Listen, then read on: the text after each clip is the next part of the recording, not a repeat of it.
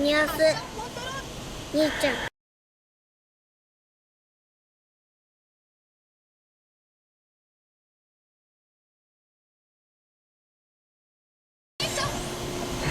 長い列車を走らせて踏切遊びを楽しもう。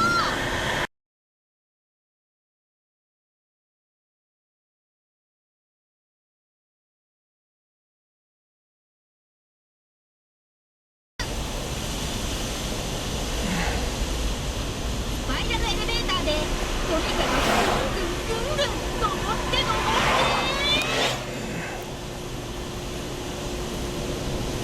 スロープを駆け下りる。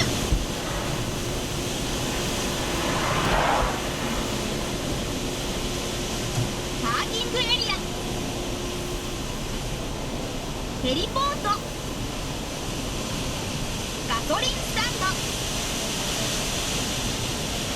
シューター、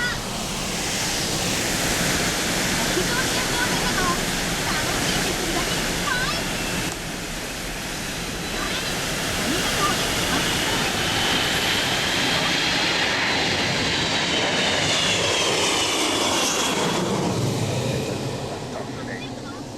長いドライブコースの完成だ。